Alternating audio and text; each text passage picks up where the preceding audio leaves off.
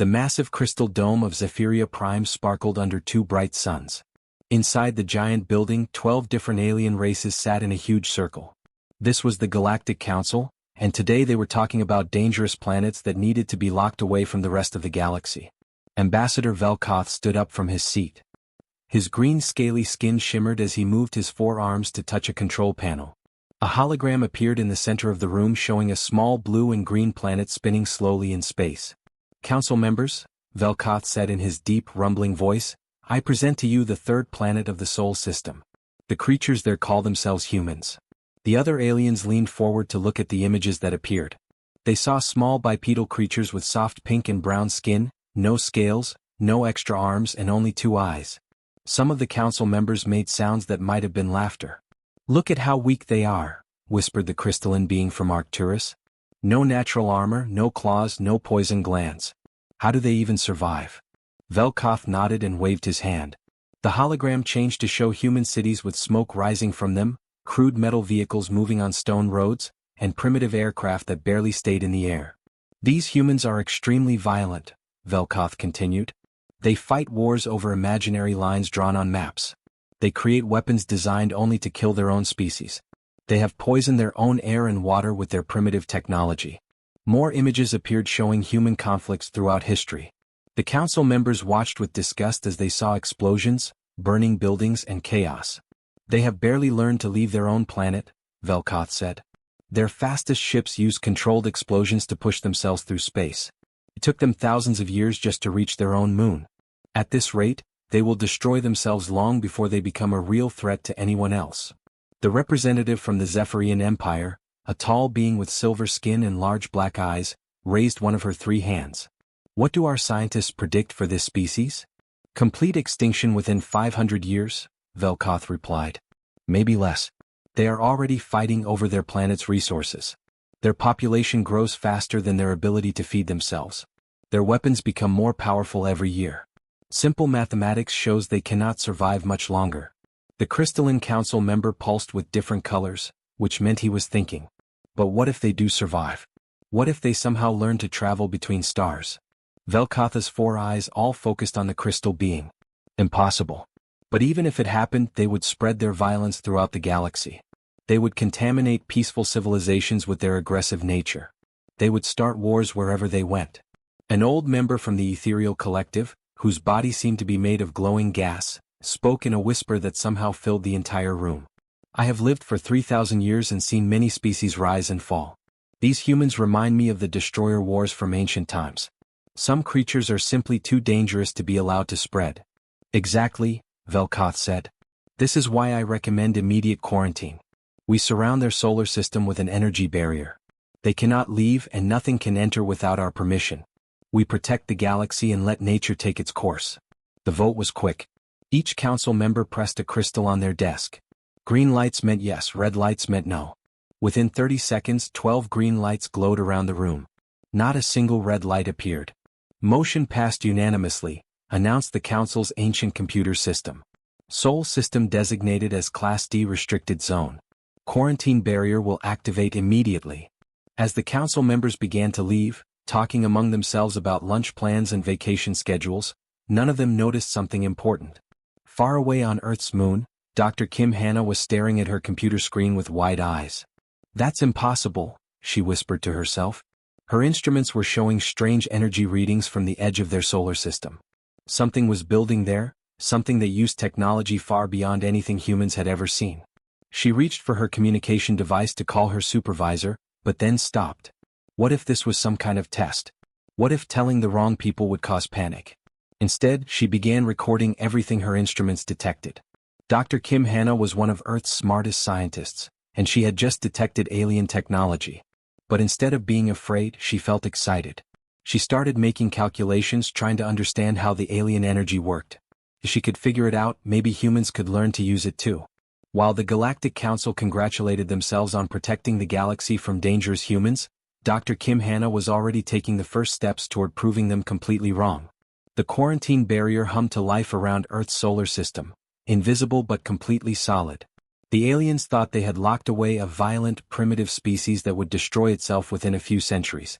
They had no idea they had just given humanity the greatest gift possible: time to prepare and alien technology to study. 100 years had passed since the Galactic Council built their invisible wall around Earth's solar system. To the long-lived alien species, this was like a few days to humans. They had completely forgotten about the small blue planet and its violent inhabitants. On Zephyria Prime, the Council building remained mostly empty. The Great Crystal Dome collected dust while the alien representatives stayed home on their own worlds, confident that the human problem had solved itself. When junior staff members asked about the Sol System quarantine, their supervisors would wave dismissively. "Those primitive creatures are probably extinct by now," they would say. "Even if they survived, they are still trapped behind our barrier, fighting over scraps of food and polluting their own planet." The energy barrier around Earth's solar system continued to hum quietly in space, unchanged and unmonitored. Council sensors showed the same steady readings they had displayed for decades.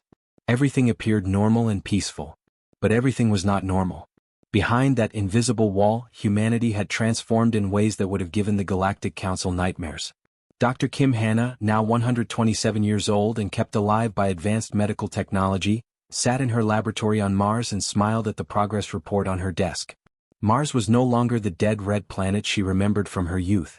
Green forests grew under protective domes that stretched across continents. Cities sparkled with lights powered by fusion reactors that had been built using principles learned from studying the alien barrier technology. "Director Kim," said her assistant, Dr. Park Miho, as he entered the laboratory, "the barrier analysis team has finished their work. We can create temporary openings whenever we want." Kim Hanna nodded slowly. She had spent her entire adult life studying the alien technology that surrounded their solar system. Every piece of equipment the aliens had used to scan Earth had been captured, taken apart, and rebuilt better than the original.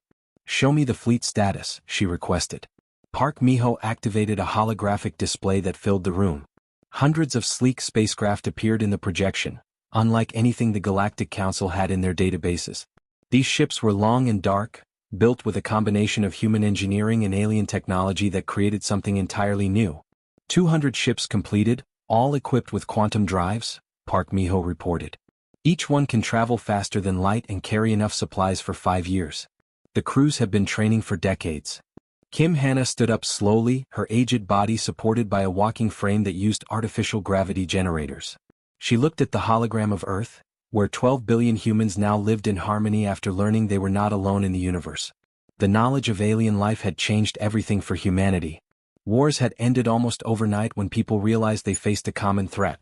Resources that once went to weapons now went to education and technology development. The smartest humans from every country worked together in ways that had never happened before. "What about our intelligence network?" Kim Hanna asked. "Fully operational," Park Miho replied. "We have monitoring devices in 43 star systems. The aliens never detected them because they are smaller than dust particles and use quantum camouflage.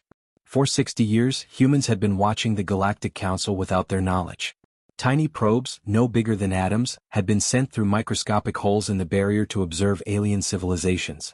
These probes transmitted information back to Earth using quantum entanglement, a method the aliens had never discovered. Humans now knew everything about the 12 Council species. They knew which planets had the strongest military forces, which civilizations were having economic problems, and which leaders were popular or unpopular. They even knew about 3 different cosmic disasters that were heading toward Council worlds. "Dr. Kim," said another scientist as she entered the laboratory. This was Dr. Lee Jaiwoo, the head of the Early Warning Department. "We have a situation. The Crystalline Collective's home star is about to experience a solar flare that will destroy their planet in 18 months. Their scientists have not detected it yet." Kim Hanna thought for a moment. This would be the 3rd time humans had secretly prevented an alien civilization from being destroyed. The first time was when they deflected an asteroid heading for the Zephyrian capital world. The second was when they subtly fixed a reactor malfunction that would have poisoned the Ethereal Collective's atmosphere. "Send a quantum pulse to destabilize the solar buildup," she decided. "Make it look like a natural fluctuation. They must never know we helped them." "Yes, Director." As her assistants worked to save an alien world, Kim Hanna looked out her laboratory window at the bustling Martian city below. Human children played in parks under artificial skies, learning languages and sciences that would have been impossible a century ago. They were preparing for the day when humanity would take its place among the stars. But not yet. Kim Hannah had learned patience from studying the aliens. She knew that appearing too early would result in another war, and humans were not interested in conquest. They had bigger plans. Director, Park Miho said quietly, when do we reveal ourselves? Kim Hannah smiled. When we are ready for what comes after that revelation. The galaxy thinks we are violent and primitive. Let them keep thinking that for a little while longer. Above them, the barrier continued to hum, protecting not just Earth but serving as humanity's laboratory for understanding alien technology. The galaxy's greatest mistake was about to become their greatest surprise. Commander Velkos was having a boring day at his monitoring station near the edge of Veltar space. He had been staring at the same empty star charts for 6 hours, watching nothing happen in the peaceful galaxy. His 4 eyes were getting tired, and he was thinking about taking a nap when his sensor operator started making worried clicking sounds. Commander, the operator said, his voice shaking, I am seeing impossible readings from the Sol quarantine zone. Velkos did not even look up from his personal entertainment device. Define impossible, Officer Zektor. And this better not be another false alarm like last month. Sir, there are multiple ships coming out of the barrier around the human planet. The energy signatures do not match anything in our databases. Now Velkos looked up. His 4 eyes focused on the sensor display, and what he saw made his scaly skin turn pale green. Run a full diagnostic on all sensors. These readings must be wrong. But the diagnostics came back normal. The sensors were working perfectly. Ships were really emerging from what should have been an impenetrable barrier around the Sol system. Before Velkos could report this to his superiors, his communication panel lit up with urgent messages from 11 other star systems. The same thing was happening everywhere at once. Human ships were appearing in Council space. Captain Choi Hyun-woo stood on the bridge of his sleek black spacecraft, watching the Veltar monitoring station grow larger on his main screen. His ship, the TDS Determination, was unlike anything the aliens had ever seen. It was long and smooth with no visible weapons or engines, but it moved through space faster than most Council vessels. Captain, said his communications officer, Lieutenant Kim Saman, we are receiving 17 different hail frequencies from the alien station. They seem very confused and scared. Of course they are scared, Hyun-woo replied calmly. They thought we were extinct. Lieutenant Park Ji-hyo, what is our position relative to their weapons? His tactical officer smiled. We are exactly 47,000 kilometers beyond their maximum firing range, sir. Close enough to see us clearly, too far away to hurt us. Perfect. Open a communication channel on all Galactic Council frequencies. Kim Saman pressed several buttons on her control panel. Channel open, Captain. You are broadcasting to the entire galaxy. Hyun-woo straightened his uniform and looked directly at the main screen. When he spoke, his voice was polite and friendly, but something about his tone made several alien sensor operators reach for their emergency alert buttons. Attention Galactic Council. This is Captain Choi Hyun-woo of the Terran Defense Fleet. We represent the human species of Sol 3, which you may remember from your records. We are here today to discuss our application for membership in your organization. We believe there may have been some administrative error in our previous classification. The silence that followed lasted for almost 30 seconds. Then every communication frequency in Council space exploded with panicked chatter. On Zephyria Prime, the emergency Council alarm had not sounded in over 300 years. Ancient Council members who had not left their homes in decades were suddenly rushing to their spacecraft, trying to understand how the primitive humans had not only survived but somehow learned to travel faster than light. The crystalline representative materialized in the emergency session chamber, his body pulsing with confused colors. This is impossible. Our barrier technology has never failed before. How did they get out? More importantly, said the ethereal collective member, how did they build spaceships? Our last intelligence reports showed them using chemical rockets that barely reached their own moon. Ambassador Velkoth, who had originally recommended the quarantine, was studying the reports with growing horror. The human ships were not just in one location. They had appeared simultaneously in 12 different star systems, always positioning themselves just beyond weapons range but close enough to be clearly detected. They are watching us, he whispered. Look at these coordinates. They know exactly where our defensive installations are located. They position themselves to avoid our weapons while remaining visible to our sensors. That level of intelligence gathering should be impossible, the Zephyrian representative said. We have the most advanced scanning technology in the galaxy. If they had been spying on us, we would have detected their probes. But humans had not used technology the Council understood. Their quantum surveillance devices were smaller than molecules and completely undetectable by conventional sensors. For decades, these tiny probes had been watching every council world, learning their secrets and reporting back to Earth. Captain Hyunwoo waited patiently for a response to his polite greeting. He knew the council was having emergency meetings right now. His ship's sensors could detect the rapid movement of alien vessels throughout council space as leaders rushed to figure out what was happening. Captain, Lieutenant Kim Saman reported, "We are receiving a response from Zephyria Prime.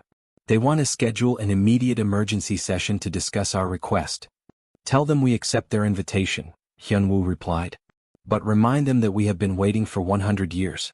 A few more hours will not hurt." As his message was transmitted across the galaxy, Hyunwoo allowed himself a small smile. The first phase of humanity's plan was complete. They had successfully shocked the Galactic Council and forced them to pay attention. Now came the harder part, convincing 12 species who had dismissed humans as violent primitives that they deserved respect and membership in galactic society. The galaxy was about to learn that underestimating humanity had been their biggest mistake. The emergency session of the Galactic Council had never seen such chaos. Ancient representatives who had not spoken to each other in centuries were now arguing loudly in the great crystal dome of Zephyria Prime. Some were demanding immediate military action against the humans, while others wanted to understand how the primitive species had achieved faster-than-light travel. Ambassador Velkoth stood at his podium, his green scaly skin darker than usual from stress. "Council members, we must remain calm. These humans may have learned some basic space travel, but they are still the same violent creatures we quarantined 100 years ago." "Basic space travel?" The crystalline representative pulsed angry red colors. "They appeared in 12 star systems simultaneously. That requires coordination and technology we barely understand ourselves." Before the argument could continue, a soft chime filled the chamber. The council's communication system activated, and a holographic projection appeared in the center of the room. A tall human male in a dark blue uniform materialized, standing calmly with his hands behind his back. "Honored council members," the human said, "I am Admiral Yoon Taeyung of the Terran Defense Fleet. Thank you for accepting our request to address this assembly." Several council members made sounds of surprise. The human's translation device was perfect, and his diplomatic protocol was flawless. This was not what they had expected from a primitive species. A second hologram appeared beside the admiral. This was a human female wearing elegant robes that seemed to shift color in the light. "I am Ambassador Dr. Kong Nari," she said with a slight bow. "I have been chosen to represent humanity in these discussions." Velkoth recovered first. "You claim to represent humanity, but your species was quarantined for good reasons. You are too violent and primitive to be allowed into galactic society." Dr. Kong smiled politely. "You are correct that we were violent in the past. However, that was 100 years ago. We have changed significantly during our isolation." She gestured with one hand, and the air around the holographic projections filled with detailed displays. The council members leaned forward to look, then sat back in shock. Complete blueprints of every council military installation hung in the air. Economic reports that should have been classified state secrets scrolled past their eyes. Three-dimensional maps showed trade routes and political alliances that some species thought nobody else knew about. "During our century of isolation, we had considerable time to study," Dr. Kong continued as if she was discussing the weather. "We learned about each of your civilizations, your cultures, your strengths, and your challenges." The ethereal collective representative's gaseous body began swirling faster, a sign of extreme agitation. "This is impossible. Our security systems would have detected any surveillance attempts." Admiral Yoon stepped forward. "Actually, your security systems are quite impressive. However, you were looking for conventional spy technology. We developed something different." The displays changed to show microscopic devices smaller than atoms, moving through space like dust particles. "Quantum surveillance probes," Dr. Kong explained. "They use quantum entanglement for communication and molecular camouflage for invisibility. Your sensors cannot detect them because they exist partially in quantum space." "You have been watching us for decades," whispered the Zephyrian representative, her silver skin turning pale. "Yes," Dr. Kong confirmed. "But not just watching. We have also been helping." The displays changed again, showing 3 different cosmic events. An asteroid that had mysteriously changed course before hitting the crystalline homeworld. A solar flare that had unexpectedly weakened before reaching the Zephyrian system. A reactor malfunction on the ethereal collective's main world that had somehow fixed itself. 3 extinction-level events that your scientists never detected, Admiral Yoon said. We prevented all of them without taking credit or asking for thanks. The chamber fell completely silent. Several council members looked at their personal data devices, checking records they had not thought about in years. The timing matched perfectly. Velkotha's 4 eyes were wide with disbelief. You saved our worlds? We saved your people, Dr. Kong corrected gently. We have been very good neighbors during our isolation. We learned that true strength comes from protecting others, not conquering them. But why? Asked the crystalline representative. Why help species that imprisoned you? Admiral Yoon's expression became serious. Because we discovered something during our studies. The galaxy faces threats from beyond known space. Dark matter storms, rogue artificial intelligences, and cosmic predators that even the Council has never encountered. We realized that all of us will need to work together to survive what is coming. The displays showed long-range sensor data of disturbing phenomena at the galaxy's edge. Energy signatures that moved with purpose, consuming everything in their path. We spent 100 years preparing not just for membership in your council, but for the role of protectors, Dr. Kong said. We do not seek to conquer or rule. We seek to serve as the galaxy's immune system against threats you cannot yet detect. This is. The ethereal collective member began, then stopped. This changes everything we believed about your species. Yes, Admiral Yoon agreed. We hope it does. The violent, primitive humans you quarantine no longer exist. We have evolved into something your galaxy desperately needs, even if you do not realize it yet. The revelation hung in the air like a challenge. The Galactic Council faced a choice that would determine not just humanity's future, but the survival of every civilization in known space. The Veltar delegation stormed out of the council chamber, their scaled feet clicking angrily against the crystal floor. General Velthrock, their military commander, was furious that the other council members seemed impressed by the human presentation. This is unacceptable, he hissed to his political advisor as they reached their private meeting room. These mammals think they can intimidate us with their spy games and their rescue stories. We are the Veltar Empire. We have conquered 17 star systems. We will not be made fools by primitive creatures. His advisor, Minister Velkes, nodded eagerly. The other council members are weak. They are afraid of human technology they do not understand. But we know the truth. Humans are violent by nature. They will destroy the galaxy if we do not stop them now. Exactly, General Velthrock said, his 4 eyes glowing with determination. We strike first while they still believe diplomacy will work. Our fleet will destroy their homeworld before they can spread their chaos to other systems. Within 6 hours, the largest Veltar battle fleet in 3 centuries was moving toward the Sol system. 150 warships, armed with planet-killing weapons, jumped through hyperspace toward Earth. General Velthrock was confident that the primitive humans would surrender quickly when faced with overwhelming force. The Veltar fleet emerged from hyperspace at the edge of the Sol system, expecting to find a small number of human ships hiding behind their failing barrier. Instead, they found Admiral Yoon Taeyong's flagship, the TDS Unity, waiting calmly in open space with what appeared to be only 12 escort vessels. This will be easier than I thought, General Velthrock said to his bridge crew. 13 primitive ships against our entire fleet. We will be home for dinner. He opened a communication channel to the human flagship. Admiral Yoon, I am General Velthrock of the Veltar Empire. You have made a serious mistake by threatening the Galactic Council. Surrender now and your deaths will be quick. Admiral Yoon's face appeared on the main screen of the Veltar flagship. He looked calm and slightly sad. General Velthrock, you seem to have made a navigation error. This is now restricted Council space under the protection of the Terran Defense Fleet. Your barrier no longer protects you, human, Velthrock snarled, showing his sharp teeth. We know you only have a few primitive ships. My fleet will destroy every human world in this system. On the bridge of the TDS Unity, Lieutenant Park Ji-hyo looked up from her tactical station. Admiral, we have confirmed target locks on all Veltar vessels. Demonstration protocols are ready for execution. Admiral Yoon sighed quietly. General Velthrock, I am going to show you something. Please do not mistake this for an attack. Execute demonstration, Admiral Yoon ordered. For exactly 60 seconds, every single system on every Veltar warship went completely dead. Weapons powered down. Shields disappeared. Life support flickered off. Artificial gravity stopped working, leaving the alien crews floating helplessly in their command centers. Navigation computers showed nothing but static.